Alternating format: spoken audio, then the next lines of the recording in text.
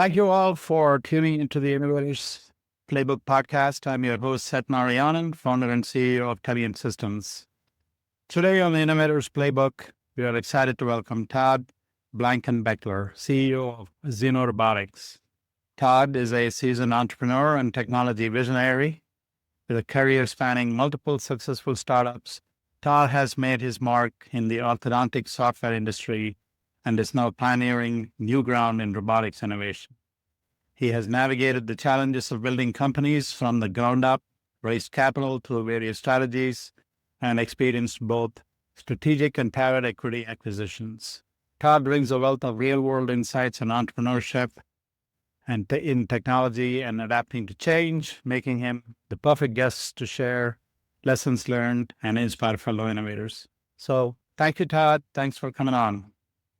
Thank you, Seth. And that was a very nice intro. I appreciate it very much.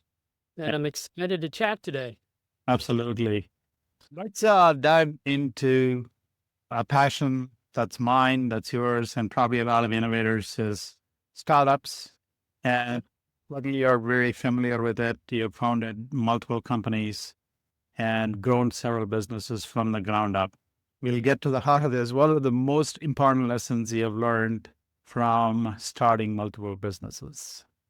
Yeah, you sent me some notes to prepare. This was a fun one to work on because I went back and tried to say, what have I learned? And I'm going to approach this from almost a daily operations thought, in that I'm going to assume that whoever's listening, they've defined their product, they've defined their market, they're ready to go, and now they're launching out. And now you got to get down into the weeds a little bit. And that's where I like to work, is down in the weeds in a way. And so just some different sort of bullets that I think are important, going from kind of vision to reality after you've launched. And I'll start with this one. And I say this a lot. It's not complicated at times. Sometimes it can be fairly simple. Yep. What needs to be done. And the first is, it's going to take a lot of hard work to make a startup succeed. It isn't for the faint of heart. So it's going to take long hours.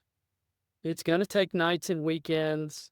It's going to take maybe taking a call on a holiday, maybe not going on a trip.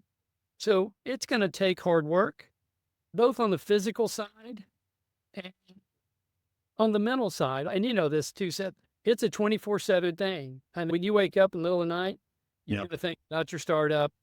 When you're driving down the road, you're thinking about your startup. Anywhere, it's just all encompassing when you do a startup. So as you launch, just know it's going to take a lot of hard work, a lot of time, and mentally, you're probably not going to be able to really ever turn it off. Or if you do, it's just for a little brief period of time, and you're going to be right back at it. Yeah. So that's one thought. Yeah. Number two is, you got to get after it every day. I like to think everyone who's done a projection, financial projection, they have that wonderful hockey stick projection, right? Revenue's like kind of flat for a period of time, then it turns, and projections, it always turns really quickly. And it's straight. Yeah. The hockey stick's going to have a lot of bad days in it. It's not always perfect. Right. Customer who returns your product, you're going to customer that's dissatisfied, you're going to miss a launch date. Yeah. Something doesn't get delivered, trade show goes bad, right?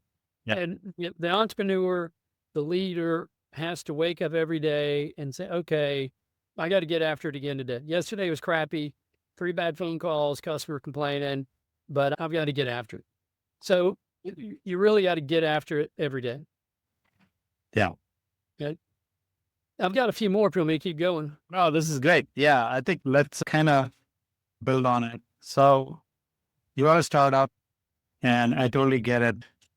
Until you land the first few customers, right? It's nose to the grindstone or whatever, right? So you want to get that few initial customers that are going to basically define you as a startup. You might have thought your customer is going to be this, but it may not be. But then talk about the transition And let's say you have a few paying customers, you have something to offer that people are interested to use and pay money for, right?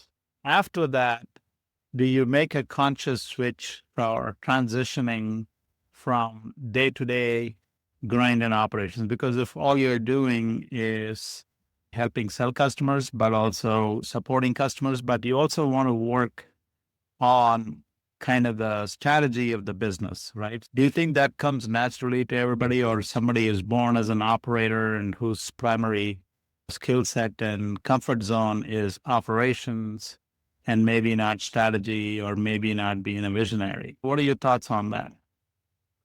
I think naturally, and often you see this in startups because usually more than one person that does a startup. I'll say there's usually that vision person that you need, but you need that operations person to execute it also. And you've got to decide which one are you. And sometimes you may not know it. Maybe you got to ask, what do you think I am? I'm a vision guy, I'm an operations guy, but you really need both. And which kind of leads to another one of the bullets that I jotted down is, as you make that transition, you've got to invest in quality people. You've got to after you define, I'm the visionary, maybe I'm the operations, or I'm all vision and I don't have an operations guy. You've got to go find good people. Yeah. And you got to invest in good people. And then you got to make sure they stay if they're really good. So you got to nurture them and hold on to them and make them feel wanted. That's really a very valid and very much sometimes ignored advice, is investing in good people, right? And finding where the gaps are. And like you said, if you are an operator, then you need somebody that can think more long-term and more strategic. But more than likely, you're probably maybe the visionary, in which case you need a good operating team. Good operation. And the other reason to invest in good people is to go from small to something significant. The founder can't do it all. And so to really scale your company, you got to invest in good people and scale out properly to really scale the company. If you're still setting up trade shows 3 years in, then you're off base. You got to have somebody doing that for you. Exactly. Or whatever. That's just an example. I think whatever you need, that core group of people with the different skills and different competencies that can support you there. And you have worked on multiple businesses. What do you have to change to make different kinds of businesses be successful? Because what worked for you on your first business may not have worked on your second business. I know you've been in orthodontics most of the time. We'll get to that. There are still differences between the types of customers, the type of product, and who you're marketing to, and so on, right? Yeah, I think a thought there is, just because it worked the last time doesn't mean it's going to work this time. And so if you launch multiple, or maybe you've worked in an environment and now you're going to jump out and do your own startup. And you're like, I used to do this here and I'm just going to go do it over here. And that doesn't always work.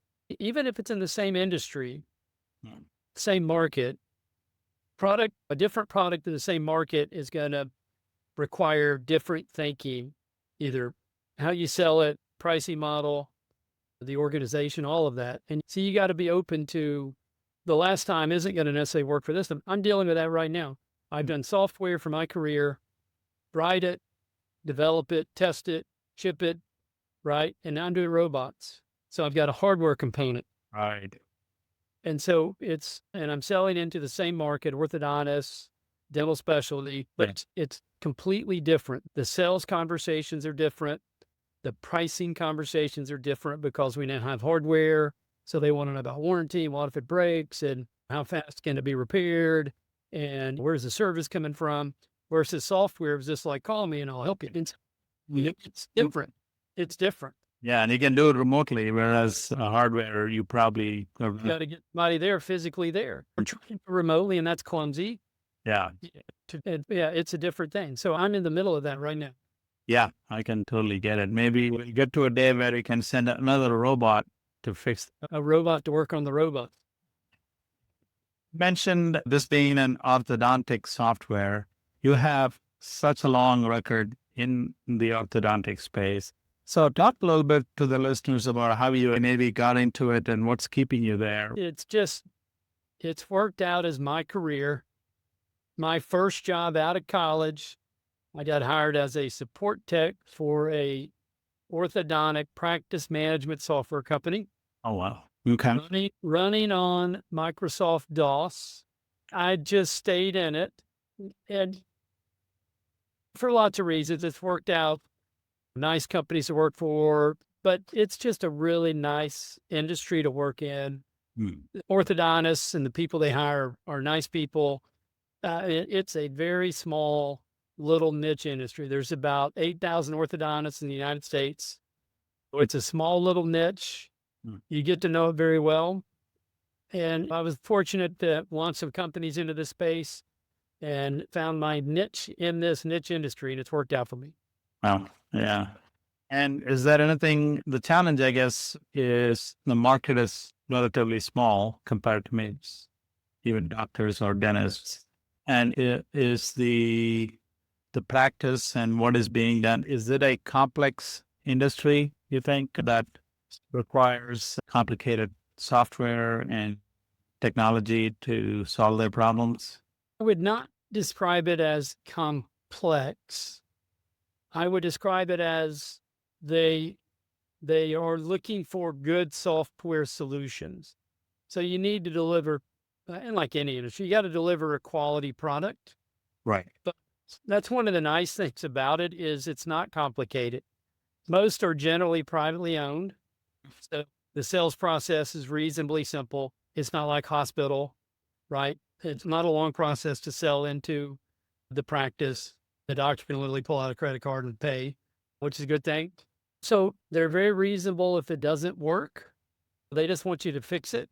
So it's not confrontational at all, maybe compared to some other industries. So that's another plus. In fact, in a way, that's almost a bit of a negative. Often they don't share all of their problems with you. And sometimes they solve a problem by switching to another company because they don't want to be confrontational. Yeah. You got to stay on top of your customers, which is a lesson learned over time. You don't know that at the beginning. Yeah. But it's just a nice little niche market to work in. That's right. You got to have that initial exposure to orthodontics and you've stayed with it. And I was kind of lucky that way when I joined the first company out of college. They put me into the banking and payment transaction area. Okay.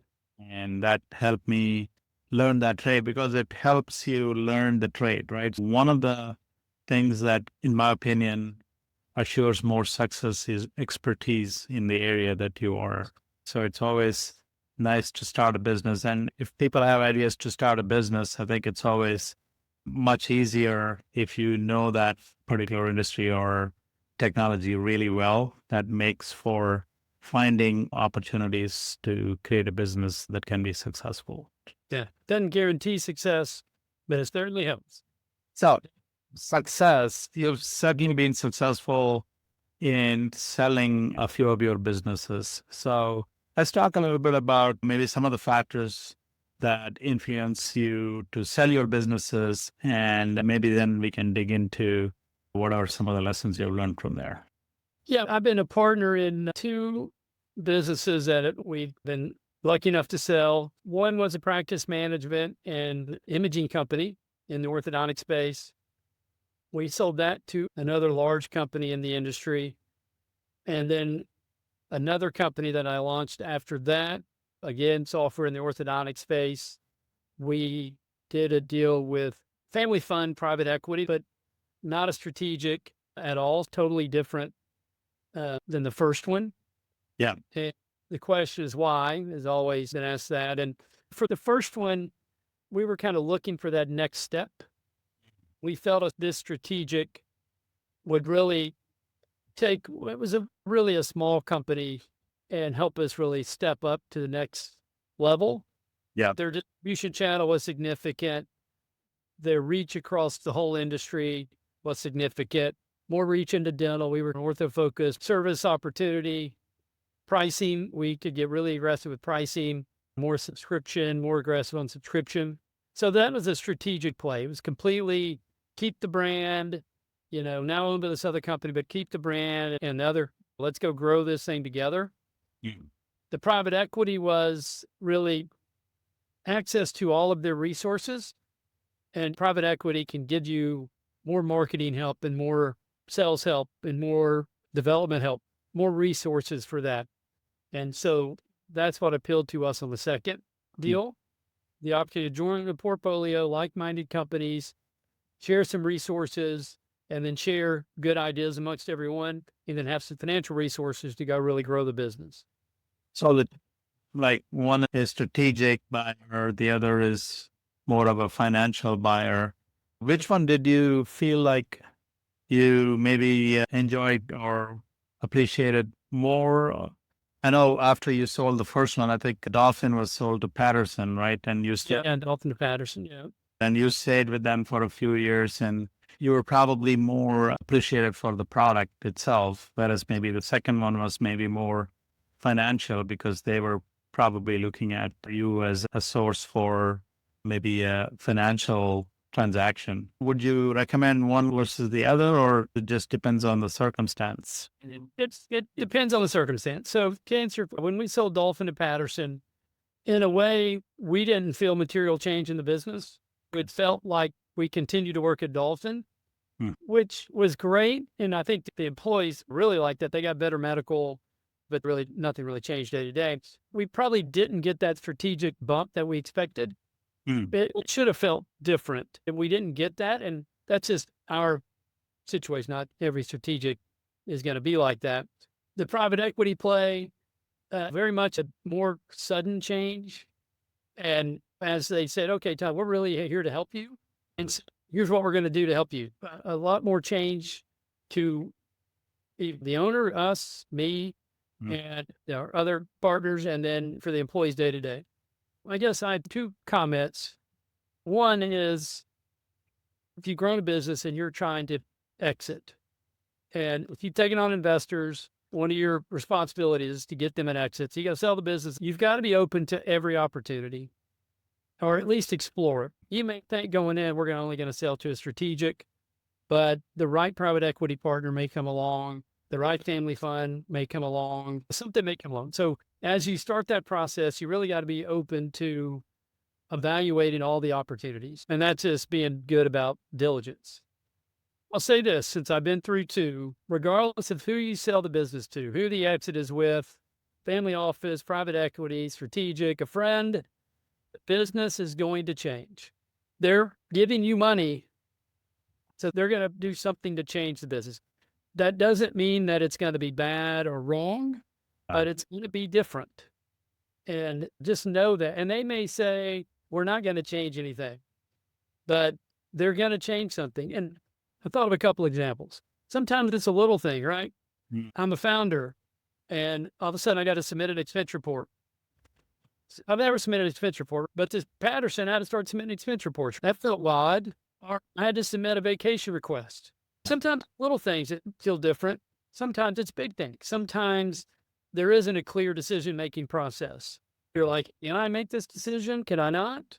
I want to hire another developer. How do I do that? What's the process? I want to go after this. So all that, and again, there's other, so it's going to change. It may feel it slows down the business at first. If you find the unicorn and they give you money and it doesn't change, that'd be great. Good for you. But more than likely, it's going to change something. Yeah. I agree. I've gone through an exit as well, and it definitely changes. I went through two steps. One was getting an investor on board. That in itself changes things and the dynamics, because there's somebody else that are going to look at your expenses and look at how you're spending money and whatnot. Understandably, because they've invested money in the business and they have a stake in it. And then the new owners definitely not only have a financial stake, but they also have their own strategic ideas and opinions. And I would probably wager to say for most entrepreneurs and founders and innovators out there who are trying to exit or have a sale, chances are you have to assume that it's not going to be a long-term relationship after. You have to personally exit from that situation at some point, right? So whatever the period was, is it 6 months, 1 year, 2 years, whatever you agree, because you do have to stay and make the merger work, right? That is got to make the transition work. Yes. And yeah. and in a way, and not in a way, this is probably true. often it's better for both sides if the founder leaves.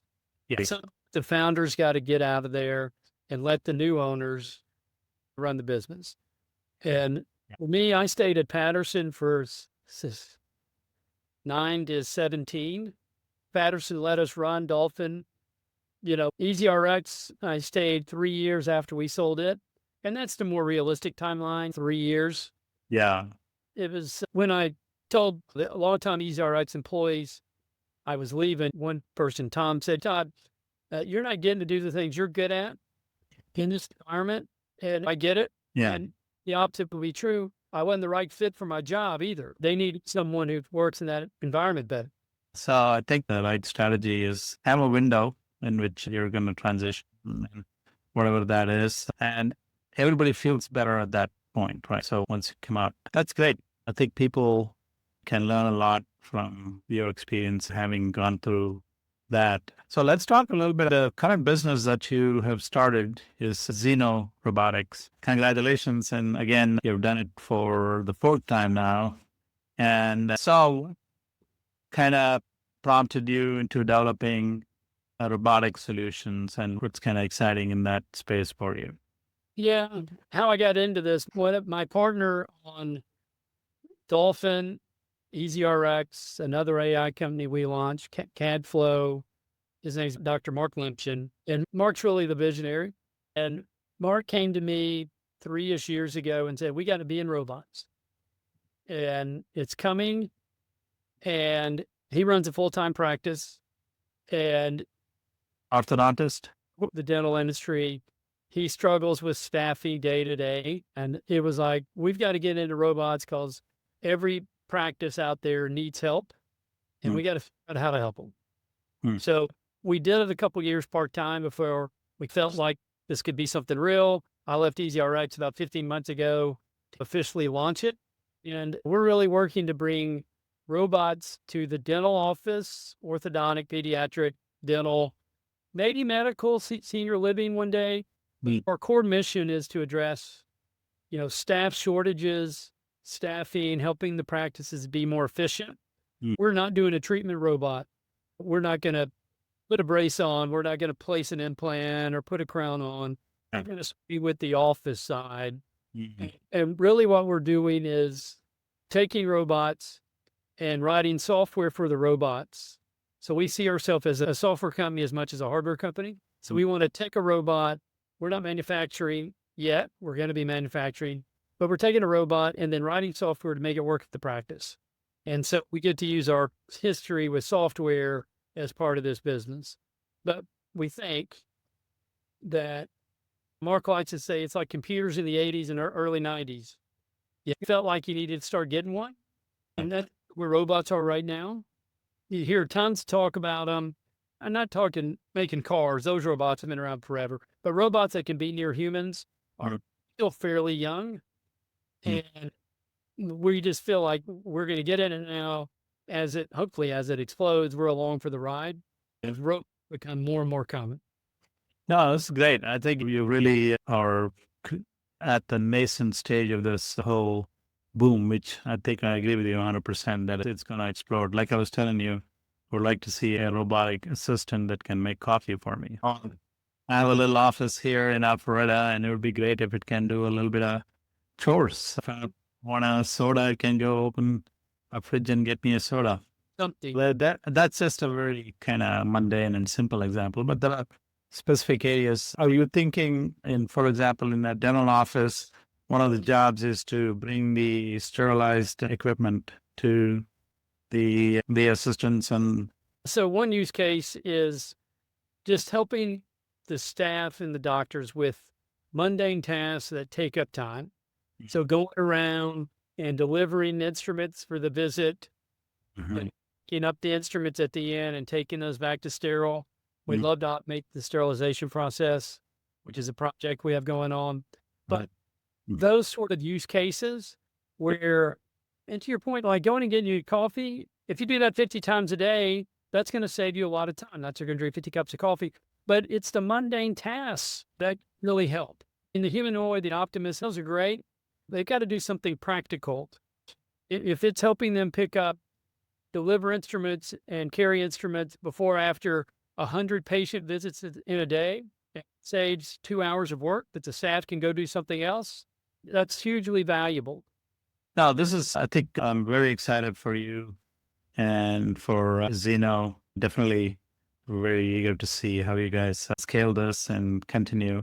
And robotics and AI are adjacent to each other. So what are your thoughts on AI and maybe how it affects your industry and in general? I would like to hear about that. It's such I'll almost say overwhelming topic right now. Of course, we're trying to figure out where it fits in our model. We have some AI integrated now just to have a conversation, which is, Again, yeah. 18 months ago, we didn't do that at all. And now, if you can't do that, you're way behind. Probably where I think you'll see it, in addition to just interaction. So it feels like you're talking with a person so they can be more companion-like. Senior leading going in, just having a conversation with someone who's by themselves. That could be huge. So let's not discount conversational AI at all, because that can be a material fact. But learn what it needs to do. Like you show it how to make you coffee and it learns how to make the coffee. I think that's what you're going to see next, where robots use AI to learn what they need to do. And a lot of those humanoid, they say that, but I think that's a real possibility for sure, integrated in the AI, because the robots have to be really useful because they can't be cool forever. They get into some. So if you want to put a warehouse robot in, it's got to learn its way around. If you want it in a dental office, it's got to learn its specific tasks, and AI should be totally part of that. Not should be, it will be part of that process. Do you agree that one of the key aspects that any such a robot should have eventually is maybe a kind of a general intelligence, in the sense it can't be too task specific, right? So it doesn't make sense. So if the goal is for it to compete with a human, then humans can be taught, right? So you hire somebody in your office as a dental assistant, and there are chances for that person to kind of grow in that role and take on more responsibilities, right? So if I buy a robot that can make great coffee, and bring to me, that'd be great. But the next thing I want it to do is go pick up mail, or we get packages in the front stoop from Amazon, or extend the extensibility of the functionality would be great. So it's possible for it. And that's really what I was saying is, I think for it to become really useful, it's got to be able to learn. We will have to help them learn, but they definitely have to be able to learn. And that's only got AI. So they've got to be able to learn so you can get them doing more than one task. That's great. Again, congrats on what you're doing with Zeeno. You're certainly are a serial innovator. And so what are some of the triggers that you see work for innovation? What is the catalyst that says to someone like you that, yeah, it's time to get in and do this thing? Obviously, you've got to pay attention to technology trends. I've been in technology, so I always think technology, like what are the new technology trends? Yeah. So AI is the obvious one. Robots are the obvious one right now. But you got to pay attention to the technology trends. My career has really been in the same industry. And so if you really know an industry, some other triggers to pay attention to: consolidation, opportunity, both from, I'll say, customers getting acquired or businesses getting acquired. In the dental space, you're seeing a lot of dental roll-ups. DSOs would be the lingo, dental service or ortho service, where a group will buy 50 or 100 or 200 practices and roll those up. So there's consolidation going on there. And also consolidation of competitors. Either competitors get acquired or they sell, they take their exit. And all of a sudden, maybe innovation drops a little bit, maybe service drops a little bit. So consolidation, both on the business side and the company servicing the market, is an opportunity. In addition to new technology, an industry is stuck on old technology. And in my little world, you had the whole client-server model versus cloud model. And migration cloud presents an opportunity. And so this got to really know the industry and pay attention to it.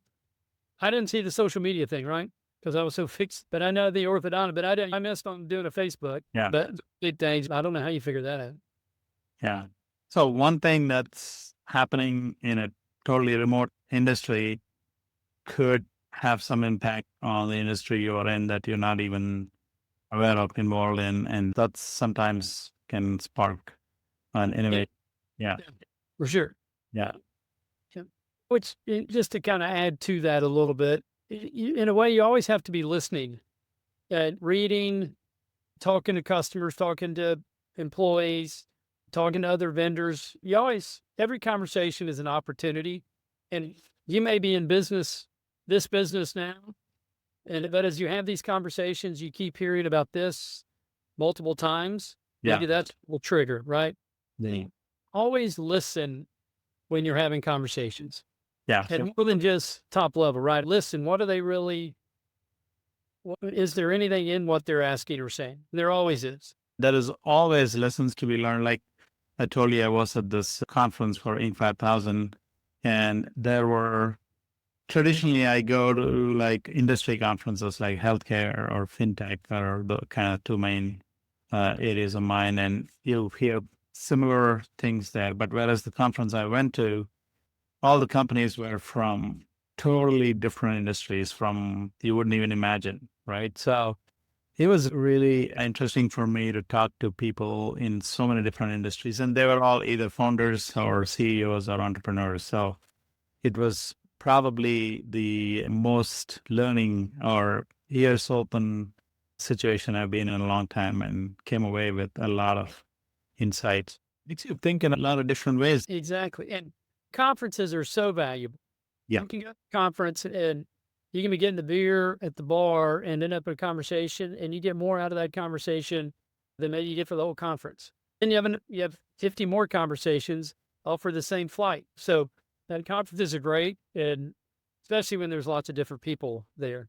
Yeah, no, absolutely. And I love that. One thing I want to talk to you about is you've been a serial founder, and as no business has that straight hockey stick that you mentioned. What are some of the qualities that kind of keeps you motivated through ups and downs? I guess I would answer it like this. The entrepreneur, and you're one, I think I'm one. Oh, yeah. Yeah, we like the challenge of the startup. Maybe the working in the unknown, the challenges, figuring it out every day, the chaoticness, the grind. Yeah. You have to enjoy, maybe you're in a conversation with a customer and they ask for something and you're like, yeah, I think we can do that, but you don't have a proposal for it. You're like, oh, do we need to change our agreement? It's just not cookie cutter. It's just not, oh yeah, let me get you going. You got to hang up the phone there and say, let's go figure this out. And I think the entrepreneur just loves that. And I guess I like that. I like working for myself. Yeah. So I think if I'm going to have that, I got to deal with maybe the startup life a little bit. Yeah. And then if you're an entrepreneur and you're starting businesses, there is the carrot of the exit at some point. Mm-hmm. My God, we can get a few of these deals going. There could be an exit out there for us. And so I think it's all that. Yeah. You got to be comfortable with a little risk, comfortable with unknown, but you got to enjoy figuring it out every day. I think I see Elon Musk working on all his ventures, and I see him tweeting in God knows what hours. And you would think that somebody that's so rich might want to take some time off and go contemplate the future of the universe, but he likes the grind. I think he likes the grind. In fact, the biography of Musk by Isaacson. Oh, yeah, I'm not that one. I almost think it's a must read for the young entrepreneur. Okay. Because what he accomplishes is otherworldly. It's just not, it's unbelievable, truly. But it shows you what you can accomplish. And there may be another Musk listening, and there aren't many of those out there, but just what focus and hard work, and you can accomplish it. I just thought it was a fabulous book from the perspective of you can accomplish so much. Yeah. He certainly has accomplished. Business is unbelievable. And to have that energy and relentlessness to pursue something. At the end of the day, that's what it is, right? For a business to be successful or a startup to be successful, the good idea is great, but I think at the end of the day, implement something, take feedback, adjust. If you do that process, iterate on that, and it will be successful. It may not be exactly what you envisioned on day one, Yep. but you will know where there are hard blocks and where there are openings, and you will steer yourself and you keep doing it. So you will succeed. It's just a matter of time. And that is something that I think every entrepreneur should know and be open to changing. Be open to change. Yeah. And I should have added this because you made a good point. It isn't all about the money, the enjoyment, right? The money comes along in a way. You do everything else, money takes care of itself. Yeah. The entrepreneur, it's not all about the money. It's about, I've got a great product that can help a lot of people. I can really impact this industry and I can build up a great company. One of the things I was always very proud of is we employed a lot of people and we had just families that were impacted, right? And that's another reason to do it. You can really employ a lot of people and help improve their life and all that stuff. That's one of my, when I look back, I see youngsters that we had through our previous company or current company that have gone on to be successful in their own way. Talking about youngsters real quick, I think we have covered a lot of points here. Anything from an advice point of view that you would give to the next generation? I'll show my age here. I'll use the old Nike slogan, just do it. Do it. Yep. I like it. And everyone who does a startup, especially the first one, is a little scared, a little nervous, lots of unknown. And that's natural. But if you think you got a product, you think you can launch a company, think you can find enough money to get out the door and you want to try it, just do it. Because a lot of people aren't going to. A lot of people are going to think about it, but they may not do it. So if you want to do it, you got to do it. Figure out how to get you an operating agreement and start the company and off you go. Oh, and you're right. I think just having a company and it gives you opportunity to do things that you won't do if you're Exactly. if you don't have an LLC or an INC next to you. Yeah. You know that. Wonderful, Todd. This was very enjoyable. Greatly appreciate your time. Yeah, this was fun. And a lot of success with Zeeno. And Thank you. I hope to be like you one day, Seth. thank you, Todd.